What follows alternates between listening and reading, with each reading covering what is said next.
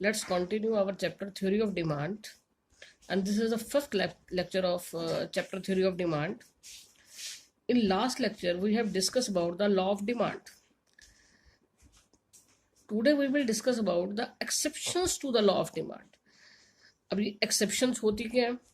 हर एक लॉ की कुछ ना कुछ एक्सेप्शंस होती हैं. एक्सेप्शंस का मीनिंग है कि जहां पर वो लॉ एप्लीकेबल नहीं हो रहा, यानी जहां पर हमारा लॉ ऑफ डिमांड फेल हो रहा है, that is consider as the exceptions of law of demand. अब लॉ ऑफ डिमांड कहां पर फेल हो रहा है?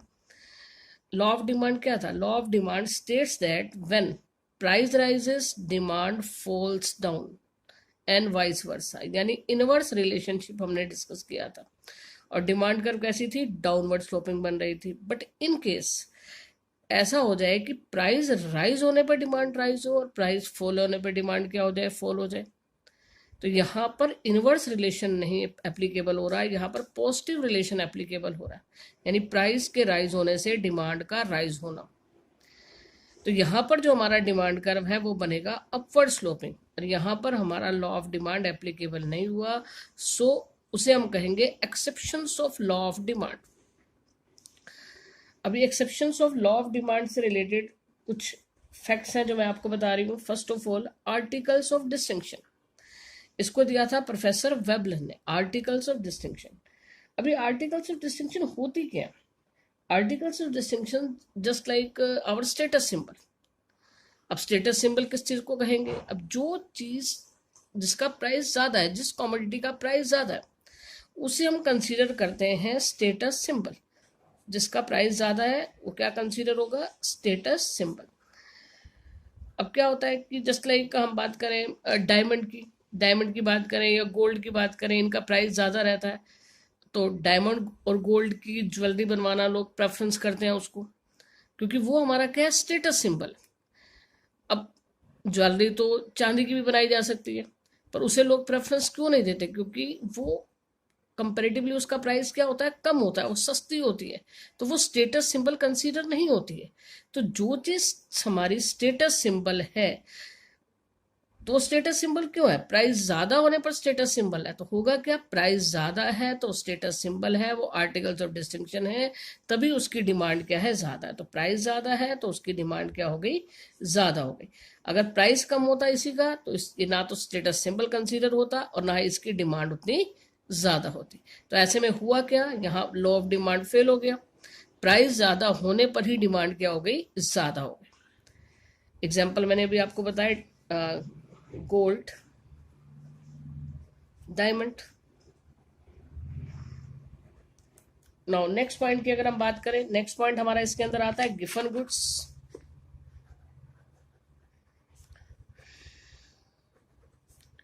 अब जैसे हमारे फर्स्ट पॉइंट के अंदर लॉ ऑफ डिमांड एप्लीकेबल नहीं हुआ, एग्जैक्टली सेम गिफन गुड्स के अंदर भी लॉ ऑफ डिमांड एप्लीकेबल नहीं होगा. गिफन गुड्स कौन सी होती है? These are highly inferior goods. These are highly inferior goods.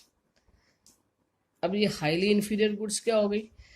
बहुत ज़्यादा घटिया क्वालिटी की, वेरी चीपर का मतलब यहाँ पर प्राइस से नहीं कंसर्न है. मेरा कंसर्न यहाँ पर किस चीज़ से है? बहुत ही घटिया क्वालिटी की जो गुड्स होती हैं उसे हम कहते हैं गिफन गुड्स. और गिफन गुड्स के अंदर जो इनकम इफेक्ट होता है वो नेगेटिव होता है. पॉइंट को थोड़ा सा ध्यान से समझना. इनकम इफेक्ट क्या होता है कि नेगेटिव. अब इनकम इफेक्ट पॉजिटिव क्या होता है और इनकम इफेक्ट नेगेटिव क्या होता है, पहले ये डिस्कस करना है हमें. इनकम इफेक्ट पॉजिटिव होता है नॉर्मल गुड्स के लिए. जैसे जैसे हमारी इनकम राइज करती है वैसे वैसे हम नॉर्मल गुड्स हम क्या करते हैं? ज़्यादा परचेज करते हैं. मैंने पहले भी बताया था, मोर ऑफ ड्रेसेस आप लेंगे, मोर ऑफ फुटवेयर लेंगे, मोर ऑफ अदर थिंग्स. यानी जो नॉर्मल गुड्स हैं, जैसे जैसे इनकम राइज करेगी उनकी डिमांड राइज होती चली जाती है. बट जब हमारी इनकम राइज होती है तो हम इन्फीरियर गुड्स, यानी जो बहुत ज़्यादा घटिया क्वालिटी की चीज़ें हैं, जिन्हें हम गिफन गुड्स कहते हैं, उन्हें हम कम परचेज करना प्रेफर करते हैं. अभी क्या हुआ कि अगर जो गिफन गुड्स हैं, सपोज उसका प्राइस कम भी हो गया, when price of such commodity fall, when price of Giffen good fall,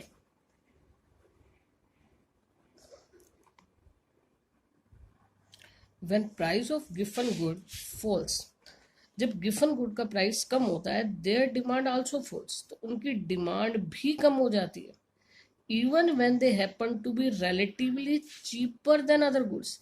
यानी गिफन गुड का प्राइस कम हुआ, वो अपनी जो रिलेटेड गुड है उससे सस्ती भी हो गई, उससे चीपर हो गई, बट फिर भी उसकी जो डिमांड है वो क्या हो गई, कम हो गई। Reason because there is a negative income effect, क्योंकि इनकम इफेक्ट यहाँ पर क्या है, नेगेटिव, यानी जैसे जैसे हमारी इनकम राइज होती है हम गिफन गुड्स को क्या करते हैं, कम परचेज करना प्रेफर करते हैं। तो इसको कहते हैं गिफन्स पैराडॉक्स, गिफन का विरोधाभास, गिफन पैराडॉक्स, यानी प्राइस कम होने पर भी डिमांड क्या हो गई, कम हो गई। तो it is consider as the Giffen paradox. Last point हमारे में इसमें आता है इररेशनल जजमेंट। इररेशनल जजमेंट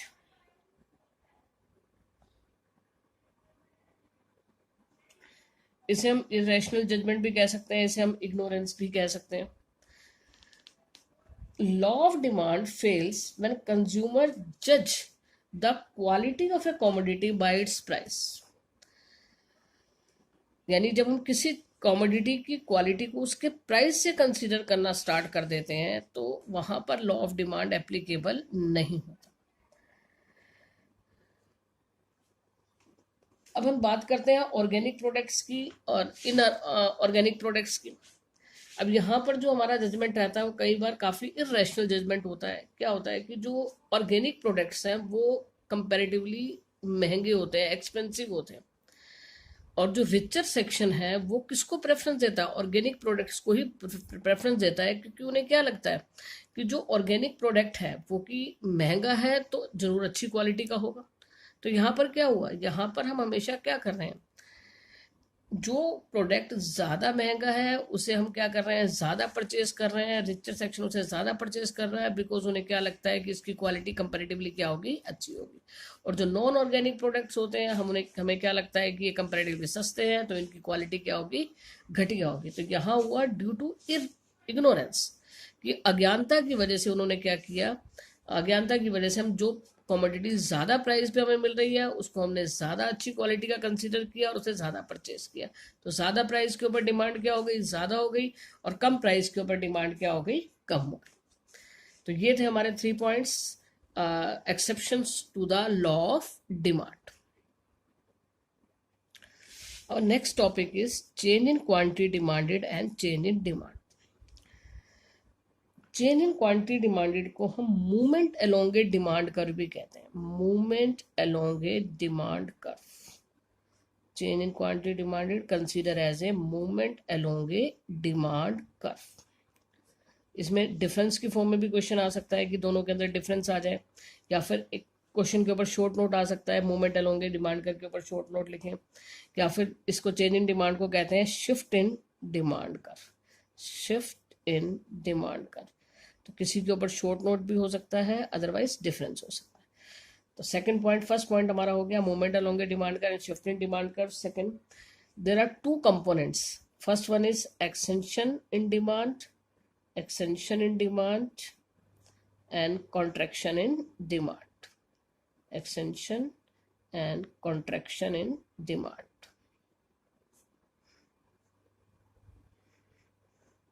हमारा सेकंड पॉइंट हो गया जिसमें हमारे पास 2 कंपोनेंट हो गए, और इसके अंदर आ जाएगा increase in demand, increase in demand, इसे हम फॉरवर्ड शिफ्ट इन डिमांड भी कहते हैं, इंक्रीज इन डिमांड को forward shift and rightward shift, forward shift कह दें या राइटवर्ड शिफ्ट कह दें, forward shift and rightward shift. Increase in demand first component, तो सेकंड कंपोनेंट क्या हो गया हमारे पास, decrease in demand, decrease in demand. तो 2 कंपोनेंट हो गए चेंज इन डिमांड के, increase in demand and decrease in demand. Decrease in demand को हम क्या कह सकते हैं, बैकवर्ड शिफ्ट भी कह सकते हैं, बैकवर्ड शिफ्ट। एंड नेक्स्ट हमारे पास आ गया लेफ्टवर्ड शिफ्ट, बैकवर्ड शिफ्ट भी कह सकते हैं, लेफ्टवर्ड शिफ्ट भी कहा जा सकता है। थर्ड पॉइंट अगर हम लोग डिस्कस करते हैं इसका, अब एक्सटेंशन इन डिमांड होता किसकी वजह से है, एक्सटेंशन इन डिमांड होता है due to increase in price, due to rise in price, due to rise in price of commodity. Commodity का प्राइस राइज करेगा तो क्या होगा, एक्सटेंशन इन डिमांड हो जाएगा, एक्सटेंशन इन डिमांड। यानी प्राइस राइज करेगा तो demand, due to rise in price क्या होगा, कॉन्ट्रैक्शन इन डिमांड होगा, कॉन्ट्रैक्शन इन डिमांड। यानी प्राइस राइज करेगा तो डिमांड क्या होगी, फॉल करेगी, तो उसे कहेंगे कॉन्ट्रैक्शन इन डिमांड। और इसका सेकंड अगर लेके चलेंगे, due to fall in price, due to fall in price तो क्या होगा, एक्सटेंशन इन डिमांड होगा, एक्सटेंशन इन डिमांड। यानी प्राइस फॉल किया तो डिमांड क्या हो जाएगी, राइज हो जाएगी। और ये किसकी वजह से होगा, due to other factors, due to other factors. हमारे पास क्या होगा, इंक्रीज इन डिमांड और डिक्रीज इन डिमांड आएगा। वो अदर फैक्टर्स क्या होंगे, इनकम ऑफ द बायर। अब income of the buyer rise करेगी तो इंक्रीज इन डिमांड हो जाएगा, income of the buyer fall करेगी तो डिक्रीज इन डिमांड हो जाएगा। Price of the related goods, taste and preferences, अगर टेस्ट एंड प्रेफरेंसेज को लेके चले, if there is a favourable taste तो क्या होगा, इंक्रीज इन डिमांड होगा, if there is unfavourable taste तो क्या होगा, डिक्रीज इन डिमांड होगा। तो ये था हमारे पास change in quantity demanded and change in demand, movement along a demand curve, shifting in demand curve, two components, extension contraction, increase decrease. Reason, extension और कॉन्ट्रैक्शन किसकी वजह से होता है, due to the price of the commodity, यानी price rise होगा या price fall होगा। एंड चेंज इन डिमांड किसकी वजह से होता है, this is due to the other factors. और अदर फैक्टर्स में क्या आ जाएगा, इनकम ऑफ द कंज्यूमर आ गया, प्राइस ऑफ रिलेटेड गुड्स हमने ले लिया, सब्सिट्यूट गुड्स, कॉम्प्लीमेंट्री गुड्स और टेस्ट एंड प्रेफरेंसेस, बहुत सारे पॉइंट्स हैं। तो कल के लेक्चर के अंदर हम जो है इनको डिटेल में डिस्कस करेंगे, यानी मूवमेंट अलोंग डिमांड कर के ऊपर शॉर्ट नोट आए तो उसे कैसे करना है, शिफ्ट इन डिमांड कर के ऊपर आए तो उसे हम कैसे अटेम्प्ट करेंगे, तो कल इसको हम डिटेल डिस्कस करेंगे। आप तब तक इसे लर्न कीजिए।